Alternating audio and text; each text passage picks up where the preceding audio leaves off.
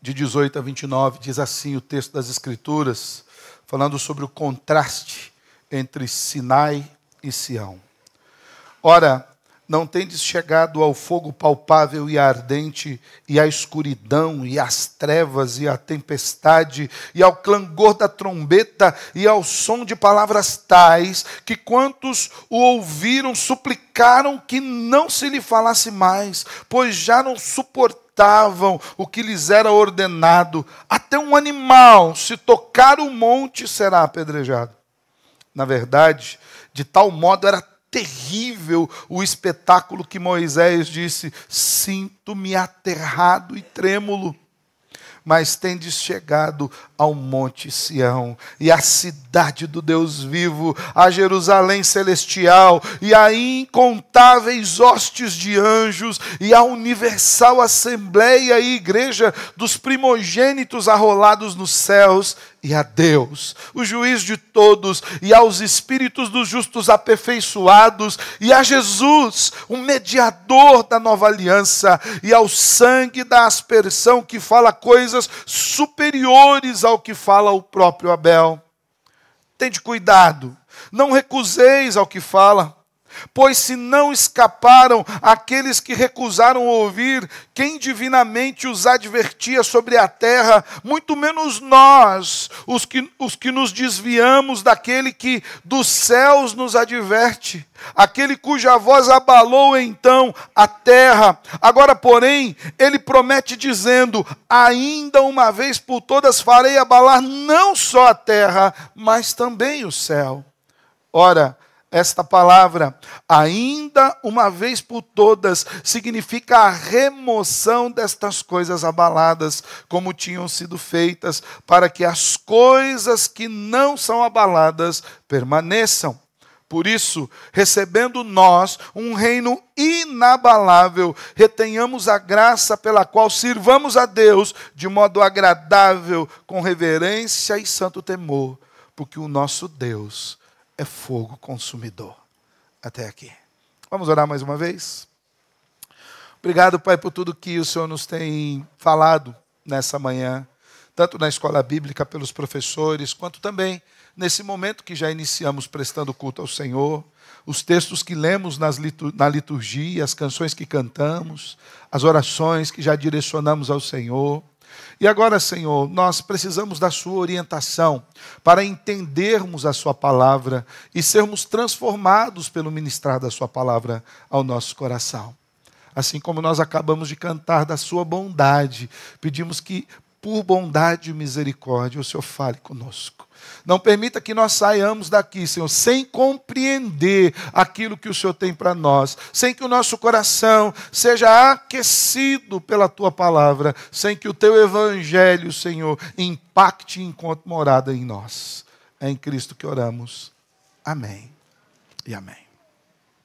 Eu não sei se você, alguma vez na sua caminhada cristã, ou se você ainda não iniciou essa caminhada cristã, mas se você já parou para pensar na condição que nós tínhamos diante de Deus antes de sermos alcançados pela graça de Cristo. Ou se você que está aqui hoje ainda não foi alcançado pela graça de Cristo, se você já parou para pensar na sua condição atual sem Cristo. Eu sei que costumeiramente nós não fazemos isso, né? Para nós que já somos cristãos há algum tempo, parece que a gente coloca no piloto automático, põe para andar e nem lembra mais dessas coisas, né? Nem lembra de como nós éramos antes do encontro com o Salvador Jesus. Mas isso é muito importante de nós lembrarmos. Porque, na verdade, o quanto nós vamos lembrando da obra de Cristo nas nossas vidas, isso vai aquecendo os nossos corações. Isso é uma ferramenta do próprio Deus para que nós não venhamos a desconsiderar a enormidade da graça que nos alcançou pelo Evangelho. E aquelas pessoas que ainda não têm o entendimento do Evangelho, que, diga de passagem, a palavra Evangelho numa tradução mais literal é boa nova ou boa notícia, às vezes elas ainda não entenderam a boa notícia porque não compreenderam a má notícia. E qual é a má notícia? Que sem Cristo estão completamente perdidos. De que qualquer tipo de expressão de religiosidade que não passe pela pessoa de Cristo, que não passe pelo único sacrifício de Cristo, que é recebido por nós pela fé, ele não tem valor diante de Deus. Nós não podemos comprar o favor da divindade. É Deus quem vem a nós, se abala do alto dos céus, se faz carne e vem habitar no nosso meio. Então isso para nós é muito importante.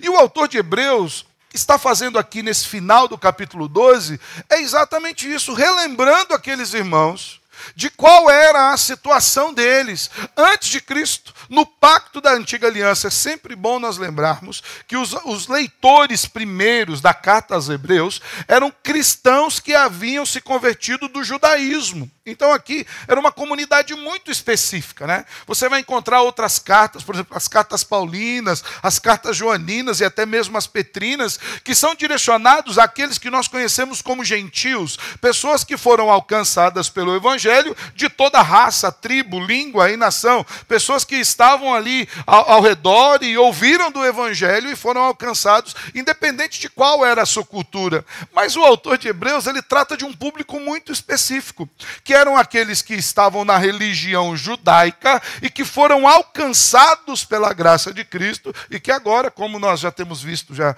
há algum tempo, eles, por conta das perseguições, das adversidades, dos problemas, eles estavam intentando em seu coração até mesmo apostatar dessa fé. Então, o autor de Hebreus, ele tem em mente esse público específico quando ele escreve essas coisas. E ele aqui, nesse final do capítulo 12, é importante nós lembrarmos que ele vem tratando sobre nós continuarmos firmes na fé. O capítulo 12, ele é o encerramento do capítulo 11, né? É muito óbvio, né? Mas ele é o encerramento do capítulo 11, quando ele traça ali a galeria dos heróis da fé, e nós já estudamos a miúde o que cada um desses amados irmãos fizeram pela fé e como eles alcançaram a graça pela fé em Cristo Jesus, mesmo ali no Antigo Testamento, olhando para o Messias vindouro. E ele começa o capítulo 12 dizendo que nós temos uma nuvem gigantesca de testemunhas, testemunhas essas que não estão nos assistindo, vendo como é que a gente vai caminhando, né?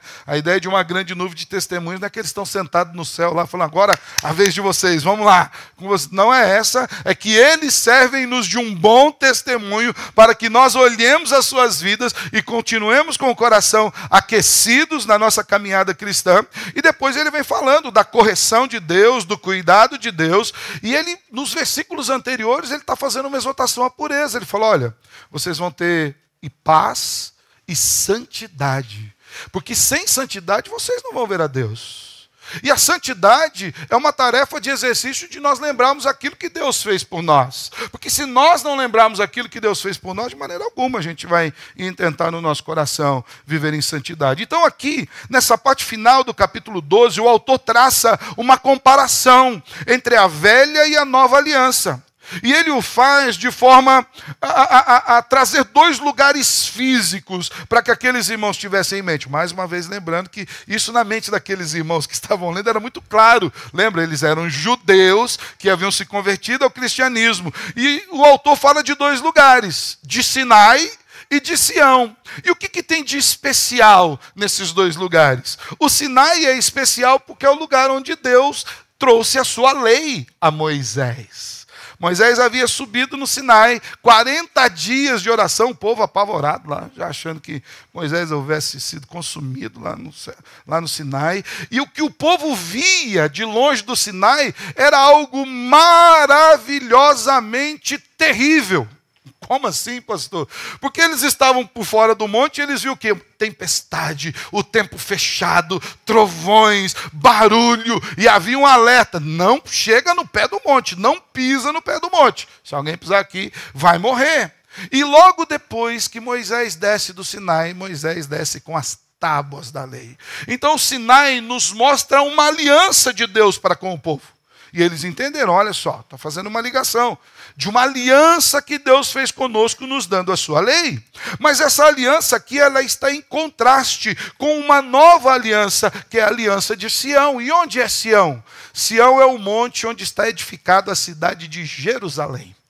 Jerusalém está no monte Sião. E Jerusalém prefigura a cidade cidade de Deus, a morada dos santos de Deus. Jerusalém é tratada nas Escrituras como aquela que vai descer dos céus, adornada, muito bem vestida, como uma noiva para o encontro com o seu noivo. Jerusalém é a expectativa futura, é a aliança estabelecida por meio de Cristo Jesus. Se ali ao monte de Sinai havia terror, ao monte do Sinai havia terror, em Jerusalém há alegria, a confiança, porque Jerusalém é o lugar da Sião celestial, onde está o Salvador, que nos comprou com o sangue do perdão. Então o autor está dizendo, olha só, de onde vocês saíram?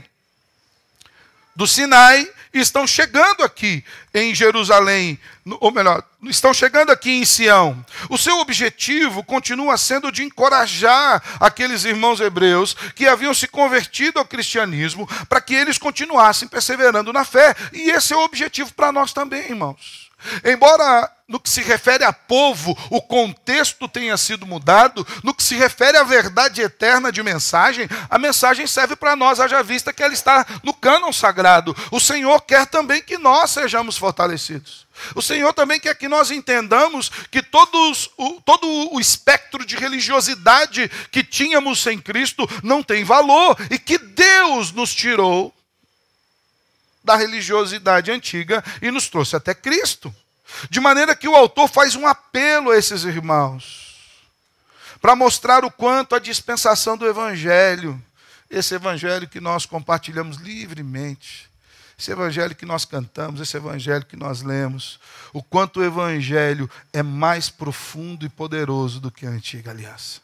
A ideia aqui é advertir aos seus leitores a perceberem de onde eles saíram, e ver aonde eles chegaram por meio de Cristo, de maneira que eles não desconsiderem a graça de Cristo. Não tem como voltar atrás. Não tem como voltar às sombras, uma vez que eles foram iluminados. A ideia de sombra nas Escrituras, quando ela fala do Antigo Testamento ser uma sombra, é mais ou menos como se, imagina você parado num lugar, um lugar que não tenha muita iluminação, e tem uma luz atrás de você. E por essa luz você percebe alguém que vem vindo. Uma sombra, aquela sombra vai crescendo. Não sei se você já teve essa oportunidade, às vezes andando de noite na rua, o coração fica até, ai Senhor, é agora que o Senhor me busca. A gente fica meio preocupado com essas coisas, né? Se bem que a aula de escola dominical, já falamos aqui que morreu uma bênção pro crente. Tá? Embora a gente tenha dificuldade com o processo, mas morrer é uma bênção. Você está ali e você vê aquela sombra. Você consegue perceber pela sombra se é uma pessoa, se é um animal, alguma coisa assim. Você vê aquela sombra.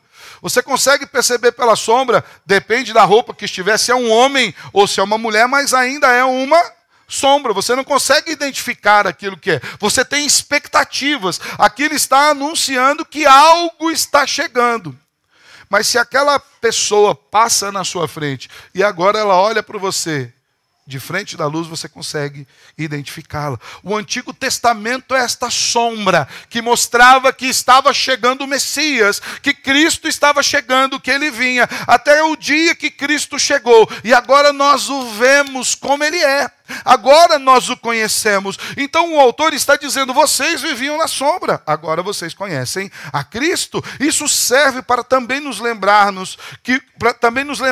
que o Evangelho, ele está em contraponto a qualquer tipo de religiosidade que nós vivíamos, a qualquer tipo de pensamento que possa ser pecaminoso e nos afaste da graça do Salvador Jesus. Então, irmãos, nós também precisamos pensar, o que o Evangelho é para nós? Qual o significado a salvação tem para nós? Porque o Senhor nos tirou das sombras e nos trouxe para a sua luz. E aqui eu quero destacar 3 questões bastante rápidas aqui nesse texto. A primeira é o espetáculo terrível do Sinai, quando Deus trouxe a sua lei. Ali Deus estava manifestando quem ele era, o seu poder. Deus estava manifestando o quão temível e terrível ele é no sentido de grandiosidade e de majestade. Eu estou vendo que o povo está saindo daqui, né, por causa do ar, né? Acho que pode desligar o ar aqui. O ventilador, então pedi para os nossos diáconos. Falei, o povo está se afastando de mim aqui, está se juntando tudo para cá, né? Estão saindo do Sinai e entrando para um Sião Santo aqui. É bom que vai gerando calor humano, né? Pode desligar ali. Vai ficar doente. Valeu, Bernardo. É isso aí, ó, filho de médico, já sabe, né? Então, irmãos, nós precisamos entender sobre qual pacto nós estávamos. Olha o espetáculo terrível do Sinai. Versículo 18 até 21 nos diz o seguinte: ora, não tendes chegado ao fogo palpável e ardente, à escuridão e às trevas e à tempestade, e ao clangor da trombeta e ao som de palavras tais que quantos o ouviram suplicaram que não lhes falasse mais, pois já não suportavam o que lhes era ordenado. Até um animal, se tocar no monte, será apedrejado. Na verdade, de tal modo era horrível o espetáculo que Moisés disse: sinto-me trêmulo. Embora o autor nos fale do evento ocorrido ali no Sinai, o foco dele não está tanto no lugar em si. É importante que a gente perceba isso. Mas está no aparecimento de Deus que revelou a sua majestade e poder ali. Eu acredito que hoje nós temos vivido dias de desconsideração para com o ser de Deus. Tem muita gente que tem uma ideia de um Deus tão próximo, que ele quase chega, ele deixa de ser Deus. Ele virou gente igual a gente. E não é necessariamente isso que significa nem o fato de Cristo ter sido encarnado. Nem o fato de Cristo ter vindo em carne significa que ele é um humano natural pecador como nós. De maneira alguma isso rebaixa a Deus. E o que o autor está dizendo aqui? Vocês sabem quem é Deus? Vocês têm noção de quem é Deus? Vocês lembram do Sinai, como Deus se revelou? Os israelitas haviam se consagrado exteriormente para poder estar ali ao redor, mas interiormente eles tinham medo. Vocês sabem que Deus é esse? Um Deus que é tão grande, tão majestoso, tão tremendo, que nós não podemos subsistir por nós mesmos na sua presença. Ele é bom, mas ele é Deus. Eu tenho uma dificuldade séria, uma coisa minha, eu acho que coisa de velho, estou ficando velho. Eu tenho uma dificuldade séria com esse negócio de chamar Deus de você. Até mesmo aquela antiga, acabou um pouco essa onda, mas antigamente tinha onda, quando o pessoal fazia aquela transliteração muito literalista do que significa Abba Pai, e falava papai, papaizinho.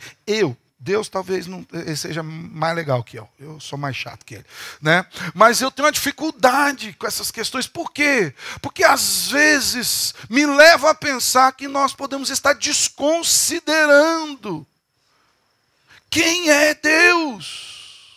Um Deus que é inatingível e inacessível pelos nossos próprios meios. Um Deus que não permite que nós nos acheguemos a Ele por nós mesmos. É isso que o autor está dizendo. Vocês lembram do Sinai? O povo se assustava por ouvir a voz de Deus. Até mesmo Moisés, amigo de Deus, o único que falou com Deus face a face, tremeu diante daquele espetáculo. A tal ponto que o povo falou para Moisés: fala você com a gente, Moisés. Não deixa Deus falar com a gente, não. Porque se Deus falar com a gente vai morrer. Porque Deus é santo demais. Ele é perfeito. Ele é a perfeição extrema. A situação ali era tão grave, irmãos, que o texto de Êxodo nos diz que se qualquer homem chegasse e relasse no monte, se um animal escapasse e fosse no monte, ele deveria morrer, ser apedrejado. Isso é evidente ao mostrar o quão distante Deus é da sua criação. Pastor, mas Deus não é próximo? Ele se tornou próximo pela bondade, mas no seu ser, ele é um Deus totalmente santo. Ele é inacessível a nós pelos nossos próprios meios. E veja como Deus se apresentou no Sinai.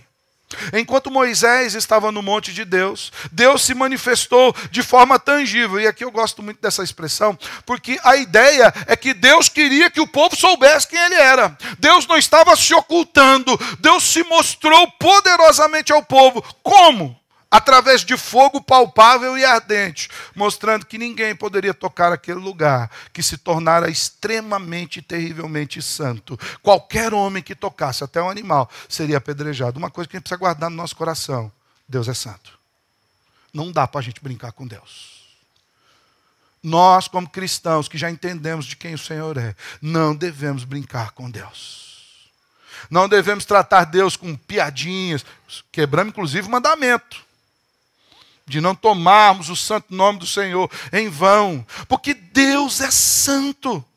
E assim que ele se apresentou, como mais ele se apresentou? Com escuridão, trevas, tempestade, dizendo, não chega a mim de qualquer jeito. Que o diga Nadab e Abiú, que foram oferecer fogo estranho para o Senhor. E ali o fogo estranho de Nadab e Abiú, se você for ler o texto, não era nem algo muito complexo. Eles só pegaram a brasa do lugar que não era para pegar. E entraram. E o Senhor os fulminou. Eles não chegaram no Santo dos Santos. Morrer no santo lugar. Deus está dizendo, não chegue diante de mim de qualquer jeito. Eu não sou um Deus de brincadeira. Eu não sou um Deus feito à imagem e semelhança de vocês. Não caiam nessa besteira. Que mais diz o texto? Deus se apresenta com o clangor da trombeta. Enquanto Moisés estava lá, eles ouviam a trombeta tocando. E essa é uma figura muito identificada com a literatura apocalíptica, por exemplo. E ela tem o sentido de transmitir uma ordem tão séria, que não pode ser desconsiderada. É como se Deus estivesse dizendo o seguinte: fiquem atentos, porque se eu falar, vocês precisam ouvir. Eu sou Deus, as palavras minhas têm poder. Diz mais sobre as palavras de Deus. Ele se manifestava com som de palavras astrais, que quantos o ouviram suplicavam que não falasse mais. Essa súplica se dava pelo medo de um contato direto com a santidade de Deus, de forma que eles fossem destruídos pela sua santidade. Sabe por quê? Êxodo 19 diz que Deus respondia a Moisés por meio do trovão. Você imagina o que é isso? Moisés falando com o Senhor e aquele rimbombá tremendo do trovão respondia. É de causar espanto. Irmãos, isso nos mostra quem é o nosso Deus. E nós não podemos brincar com Ele. E o autor de Hebreus está dizendo, vocês lembram de como Deus se manifestou no Sinai, na entrega da lei ali no Monte Sinai? Deus se manifestou de 3 aspectos importantes, com absoluta majestade, poder aterrador, absoluta inacessibilidade. Aquele que se tentasse se aproximar dele de qualquer jeito morreria, e com terror e temor absoluto, mostrando eu sou temível. A Bíblia diz que terrível coisa é cair nas mãos de um Deus vivo. E são contrastes maravilhosos nas Escrituras, né? Porque nós sabemos disso. Mas quando Davi pecou fazendo o censo que não era para fazer, o Senhor falou, Davi, é o seguinte, o que você quer? Cair na mão dos seus inimigos? E a gente olha para esse texto, a gente fala assim, bom, se eu fosse Davi, eu escolhi os inimigos, porque o exército de Davi era temível, irmãos. Todo mundo tinha pavor do exército de Davi. Talvez numa conta meio matemática simples, olha assim, bom, meu exército passa o rodo em todo mundo aqui, não tem ninguém que fica na minha frente. Solta os inimigos, Senhor, deixa comigo. Eu não vai ter nem castigo, eu que vou castigar eles. Ou você quer cair nas minhas mãos? Davi sabia que se ele pedisse para confiar no seu braço, ele seria destruído. Ele falou, eu quero cair nas mãos de Deus. Porque Deus é terrível, poderoso, fogo consumidor, mas Ele é bom, misericordioso. O trovão, o relâmpago e a trombeta tocando, a voz do próprio Deus falando, tudo isso chocou aqueles irmãos que ficaram aterrorizados. O próprio Moisés diz que o espetáculo era tanto, o autor de Hebreus dizendo, que o próprio Moisés se sentia aterrado e trêmulo, mostrando que essa é a realidade da revelação do Deus de Sinai, um Deus santo, poderoso, terrível em glória, inacessível ao humano e que não mudou. Não se engane, Deus não ficou bonzinho, não virou um vozão no céu. Tem gente que imagina que Deus, pô pastor, faz tempo, Deus está velhão, né? Eu falo por mim, né? Eu envelheci, a gente vai ficando mais emotivo.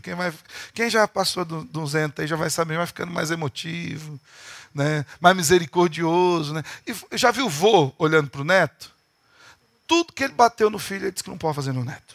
Neto, tadinho, misericórdia. Não sei onde você aprendeu isso, né? Eu acho que dá um pouco de amnésia misericordiosa no coração, né? Deus não fica assim. Deus não envelhece. Para Deus o tempo não passa. Não há sombra de mudança no caráter de Deus. Ele continua sendo esse mesmo Deus. E por que o autor escreve isso? Para nos lembrar qual era a nossa condição diante de Deus.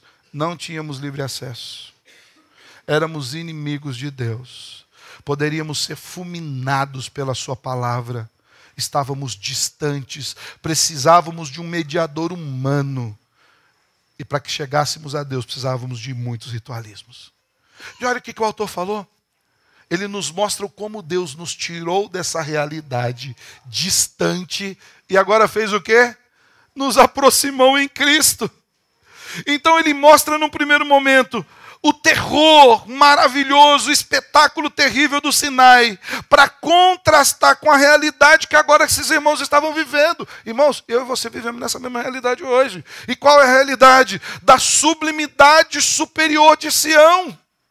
Hoje eu e você não temos mais esse acesso terrível, mas fomos aproximados, e olha a realidade de Sião, a partir do versículo 22, acompanhe na sua Bíblia, diz, mas tendes chegado ao monte Sião, e à cidade do Deus vivo, a Jerusalém celestial, e a incontáveis hostes de anjos, e a universal assembleia e igreja dos primogênitos arrolados nos céus, e a Deus, o juiz de todos, e aos espíritos dos justos aperfeiçoados, e a Jesus, o mediador da nova aliança, e ao sangue da aspersão, que fala coisas superiores ao que fala o próprio Abel. Enquanto o autor introduz essa sessão no versículo 18, dizendo, vocês ainda não chegaram ao fogo consumidor, referindo-se ao Sinai. Agora, com respeito a Sião, nos versos 22 a 24, ele diz, mas agora vocês chegaram a Sião. Vocês não experimentaram aquele terror. Deus se revelando, mas agora vocês têm acesso a Ele. Agora esse Deus veio tabernacular, é uma palavra teológica, mas veio morar com vocês. Veio habitar no meio de vocês. Veio ter comunhão com vocês, estabeleceu uma nova cidade. A expressão tende chegado aqui, declara que os leitores hebreus chegaram no lugar que agora é permanente. A peregrinação acabou. Nós chegamos onde deveríamos chegar. Essa condição não é mais temporária, como a da antiga aliança, onde nós anualmente precisávamos fazer um sacrifício. Onde nós anualmente precisávamos de um cordeiro sacrificado no nosso lugar para nos lembrar dos nossos pecados. Agora, de uma vez por todas, temos o intercessor que habita nos céus. Ele não adentrou ao santo dos santos terrenos. Ele adentrou o próprio céus com Deus. E lá ele intercede dia e noite por nós. Agora, por meio de Cristo, nós temos o livre acesso. Agora nós não precisamos que alguém leve a nossa oferta a esse Deus que é fogo consumidor. Agora, por meio de Cristo, nós adentramos no Santo dos Santos. O véu que estava separando aquele lugar foi rasgado e nós nos chegamos na presença de Deus sem sermos consumidos. Lembrando que Deus não mudou. Olha o que ele diz aqui, eu acho maravilhoso. Eu acho maravilhoso todo o texto, mas em específico no versículo 23, quando ele fala que chegamos à igreja dos primogênitos arrolados nos céus, olha o que o autor diz, e nós nos chegamos a Deus, aquele que é juiz. Sabe aquele que o povo tinha medo de chegar no monte, que se chegasse morreria? Nós chegamos a ele, na cidade desse Deus. O Monte Sião é a expressão de tudo que nós esperávamos. Olha a descrição maravilhosa que o autor faz. O Monte Sião é a cidade do Deus vivo. É a Jerusalém celestial. Lembra do salmista, os Salmos de Romagem? Quando ele diz, alegrei-me quando me disseram, vamos à casa do Senhor. E ele diz que os pés pararam diante das portas de Jerusalém. Essa é a ideia de nós chegando a Sião. Nós vamos parar e falar, Senhor, Que coisa maravilhosa. Chegamos ao lugar celeste. Olha os moradores desse lugar, dessa cidade. Os seus moradores são incontáveis hostes de anjos. A universal Assembleia dos Santos. A igreja dos primogênitos arrolados nos céus. A ideia de primogênitos arrolados nos céus é que todos os primogênitos eram dedicados ao Senhor, consagrados ao Senhor. É o lugar onde todos aqueles que foram consagrados a Cristo vão estar. Olha o que mais o autor nos fala sobre essa cidade. O próprio Deus, Criador, mora nela. Agora ele não vai estar mais distante de nós, se revelando através dos seus servos. Nós habitaremos nesse lugar. Deus, o juiz de todos, está lá. E nós temos acesso. A gente pode entrar e a gente não vai morrer. E olha quem mais mora lá. O Salvador está lá. Jesus, o mediador dessa aliança nova. Aquele que com o sangue da aspersão falou coisas superiores àquilo que falou Abel. Aquele cujo sangue inocente nos ligou a Deus, nos reconciliou, nos pacificou. Tudo isso, irmãos, constitui uma lista propositadamente impressionante, mostrando que certamente essas maravilhas e bênçãos ultrapassam de longe os ritualismos, em específico as tradições transitórias do judaísmo, mas também a nós. Aquilo que Deus tem a nós é superior a qualquer expectativa de vida anterior que vivemos, ou qualquer expectativa de realidade futura que tenhamos. Homens de fé já entraram nesse lugar, são os justos aperfeiçoados aqui. Ele está fazendo uma ligação direta ao capítulo 11, aqueles que venceram pela fé. E aqui o autor nos mostra o quanto a igreja de Cristo na terra representa a igreja triunfante no céu. Ele está falando, nós chegamos, eu e você chegamos. Nós aqui representamos já essa Jerusalém celestial. O quanto a nossa harmonia, a nossa união mostra essa Jerusalém celestial. É a igreja de Cristo que hoje é chamada de Sião, de Jerusalém celestial. É a igreja de Cristo que hoje é livre, em oposição a qualquer tipo de ritualismo. Hoje nós não precisamos de rituais para nos achegar a Deus. Hoje a gente entra no tabernáculo eterno, no Santo dos Santos, por meio de Cristo Jesus. E temos acesso direto, de maneira que nós podemos chamar esse Deus que não mudou, que é fogo consumidor, e ele vai terminar dizendo isso. Nós olhamos nos seus olhos e o chamamos de Pai. Por quê? Porque fomos reconciliados. Porque na nova aliança com Cristo Jesus, toda a separação foi quebrada. Esse foi o monte em que Deus colocou o seu rei, o Messias. Cristo mora lá. Ele está sentado num alto e sublime trono lá. Anteriormente, o autor da carta havia descrito a comunidade dos crentes como sendo a casa de Deus. Capítulo 3, versículo 6 de Hebreus, se você for dar uma olhadinha, você vai ver que ele nos chama ali de casa de Deus. Agora aqui, ele afirma que esses irmãos e nós também formamos a cidade do próprio Deus. Habitamos nesse lugar santo.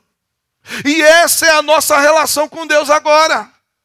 Se a relação anterior era com Deus distante, era com Deus terrível em majestade e glória, com Deus temível, com Deus que poderia nos consumir a qualquer instante com a sua santidade plena e presente.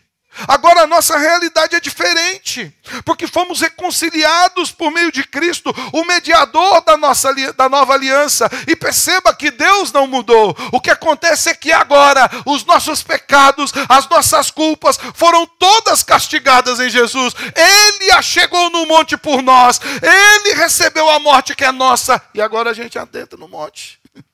E agora a gente entra para Sião.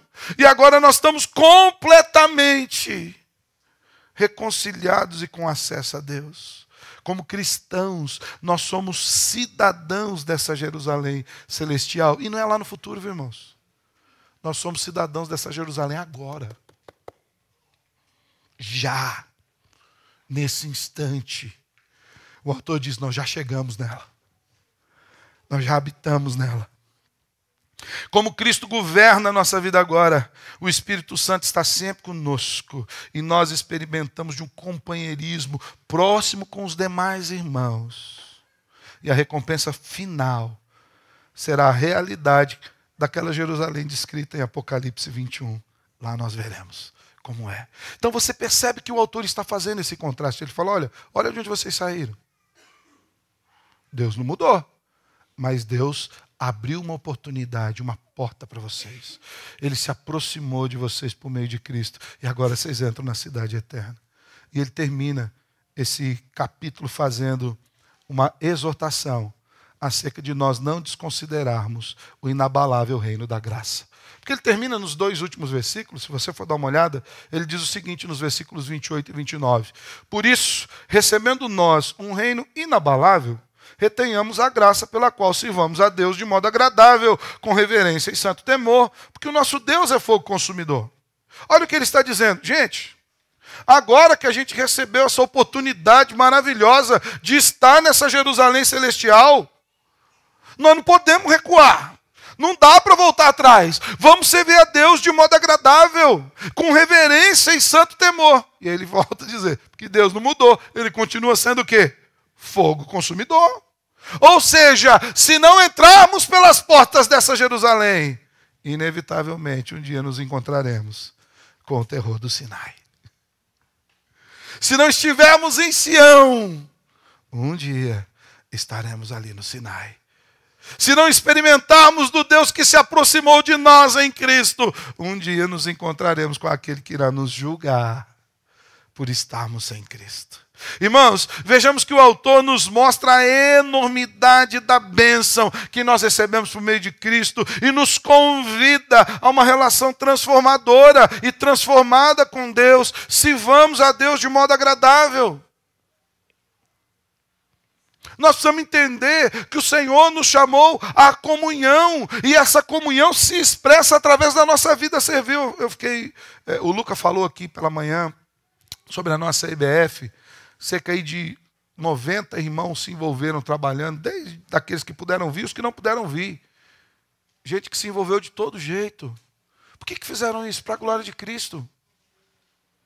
Nem citamos os nomes deles aqui, nem vamos citar.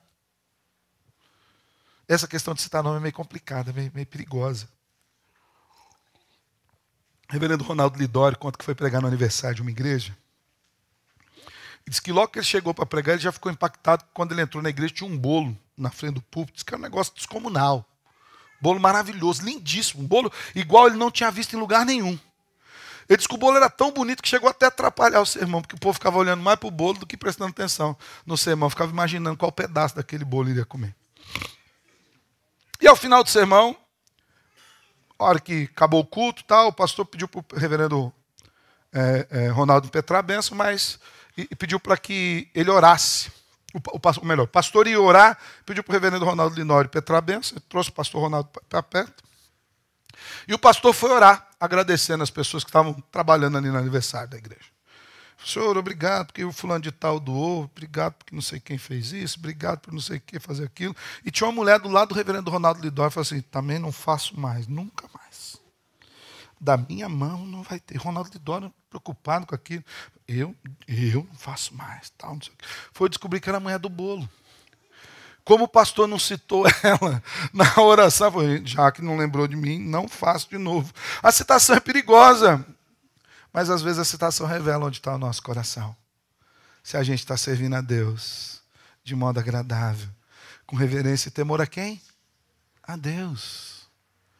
Irmãos, tem um inumerável número de crentes que a gente só vai conhecer na glória e que dobraram os joelhos pela nossa salvação e que investiram dinheiro na obra para que o evangelho chegasse até nós. Tem um incontável número de pessoas que clamaram e choraram diante de Deus para que a obra continuasse e investiram. É isso que o autor está nos chamando. Vocês conhecem? aquilo que Deus fez, então sirvam a Ele. E nesse sentido ele apresenta algumas exortações que a gente precisa prestar atenção. Versículo 25, tende cuidado, não recuseis ao que fala. Pois se não escaparam aqueles que recusaram ouvir quem divinamente os advertia sobre a terra, muito menos nós, no caso nós vamos escapar, os que nos desviarmos daquele que dos céus nos advertem. Se aqueles que não ouviram Moisés morreram todos, aqueles que não ouvirem a Cristo, não se enganem. Todos eles serão julgados. Aquele cuja voz abalou então a terra, agora, porém, promete dizendo, ainda uma vez por todas, farei abalar não só a terra, mas também os céus, e é o que a Bíblia nos diz. Todo joelho se dobrará no céu, na terra, no mar, em qualquer lugar. Na volta do Salvador, todos reconhecerão. Irmãos, preste atenção. Preste atenção a Cristo. Não recusemos a voz de Cristo falando a nós através do Evangelho. Se nós incorrermos nesse perigo de recusar a voz de Sião, nos encontraremos com Deus de Sinai. Como é perigoso isso. Pessoas flertando com o afastamento da fé em Cristo Jesus. Quando Deus nos fala por homens, irmãos, nos levando ao Evangelho de Cristo, Ele espera que nós cuidadosamente prestemos atenção e demos consideração a isso. De maneira que ninguém vai poder dizer que foi desavisado. Pastor, eu não fui avisado. Foi. É no Evangelho que Deus fala aos nossos corações de maneira excelente. E Ele agora fala de forma eficaz e poderosa. Antes, de fato, ouvir a voz que abalou a terra era terrível, mas agora entrar nessa voz que nos chama, vem a mim, pelo Evangelho, faz com que os nossos corações se aqueçam. De maneira que é indesculpável aquele que não der ouvidos à voz do Senhor. Lembra que o próprio autor de Hebreus nos diz, se ouvires a sua voz hoje, não endureça o coração. Se você estiver ouvindo hoje, não endureça. E por fim, o autor termina com outra advertência. Porque o nosso Deus é fogo consumidor. Apresentando uma dupla opção. Ou permaneceremos fiéis e inabaláveis na fé em Cristo Jesus e herdaremos o reino das coisas inabaláveis. Ou seremos desleais e enfrentaremos o fogo que consumia no Sinai. O autor de Hebreus quer que nós façamos a boa escolha. Ele faz questão de nos explicar. Porque o autor de Hebreus está inspirado pelo próprio Senhor. Para nos explicar, para que entendamos. Eis a mensagem, meus irmãos. A mensagem do Evangelho. Que contraste que nós vimos aqui entre o Sinai e Sião. O Sinai com medo de aproximação de Deus. E agora em Sião com grande alegria. Aqueles que estão sem Cristo precisam ter medo de se aproximar de Deus. E tem mesmo. Tem pavor. Hoje a lição da EBD ainda estava falando sobre a morte dos crentes, né? Mas você quer saber quem tem medo da morte? É quem não tem certeza para onde vai. Quem não tem Cristo. É terrível. Aquele momento que vai se aproximando de fechar os olhos. É terrível. Mas para aquele que tem Cristo, aquele que sabe que está nas portas de Jerusalém, para entrar na Sião celestial. O Lennon usou uma frase muito bonita hoje. Eu acredito que de fato é do Dr. Russell Shedd, essa frase. E se eu não me engano, foi no último dia de vida do Dr. Russell Shedd. Eu lembro-me que eu estava voltando com a Patrícia de São Paulo e nós estávamos acompanhando pela rádio os irmãos falando sobre o Dr. Shedd, que ele estava ali, tinha irmãos na casa. O Dr. Shedd estava dando entrevista no último dia de vida, lá falando do Evangelho de Cristo Jesus. E perguntaram para ele, adoentado, se ele tinha medo da morte. E ele disse, a única coisa que a morte pode fazer com o Filho de Deus é entregá-lo nas mãos do seu Pai. Só isso. Irmãos, que segurança. Por quê? Porque esse sabia que entraria em Sião. O que esperava não era o fogo de Sinai. Era a glória de encontrar com Deus vivo por meio de Cristo. Antes de Cristo, nós vemos um Deus que, embora bondoso, se mostra distante e aterrador na sua santidade. Depois que o Pai enviou seu Filho amado para esse mundo, agora nós temos a verdadeira visão de um Deus que continua bondoso, mas que nos acolhe pela presença do seu Filho, em quem Ele castigou o nosso pecado. Nós não podemos, de forma alguma, desconsiderar esse maravilhoso privilégio da graça que o Senhor nos oferece. Para terminar, minha filha vai falar 5 aplicações, 6 aplicações. Para ela não ficar... Toda vez, pai, 5, hoje é 6. Primeiro, reconheça que a nossa relação com Deus sem a pessoa de Cristo é uma relação de juízo e morte. Não brinca com Deus. Se você está afastado, volta. Se você está longe, chega. Se você está perto, não sai. Porque sem Cristo, a relação com Deus é de juízo e morte. Segundo, entenda que na nova aliança em Cristo, nós fomos ligados eternamente ao Criador, de maneira definitiva e amorosa. É o amor de Deus que nos alcançou. Terceiro, saiba que a rejeição a Cristo é a rejeição ao próprio Deus e à salvação de Deus e à cidade de Deus e ao reino de Deus e à Sião celestial de Deus e ao céu de Deus e à vida eterna de Deus.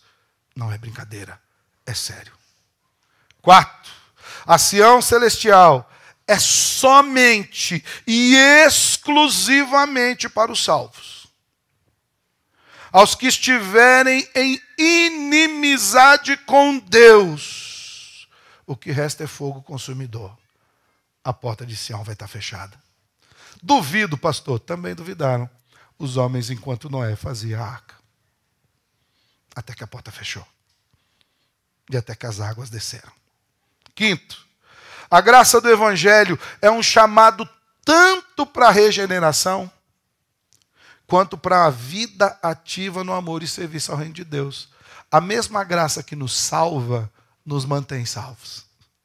A mesma graça que nos comissiona, que nos chama, nos mantém no caminho, com os pés firmes. Não são duas graças.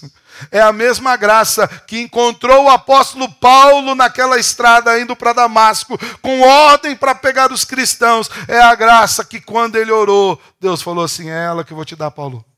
Segura a onda aí. Essa graça é o bastante para que você continue na caminhada. E sexto, se ouvirmos a voz do Senhor hoje, não a rejeitamos, não endureçamos o coração, porque é a voz da própria graça de Deus. Deus não mudou. Continua sendo fogo consumidor que nos aceita por Cristo Jesus. Amém? Feche seus olhos, quero orar com você. Te louvamos, Senhor, pela Tua palavra. Te louvamos pelo Seu cuidado, pelo Seu amor, pela Sua bondade, Senhor. Te louvamos pela Sua misericórdia e graça que nos alcançou. Obrigado, Senhor, porque o Senhor nos mostra quão maravilhoso é podemos entrar na Sião celestial juntamente com Cristo e por meio de Cristo. É essa graça, Senhor, que nos sustenta e nos fortalece. Em Cristo Jesus. Amém.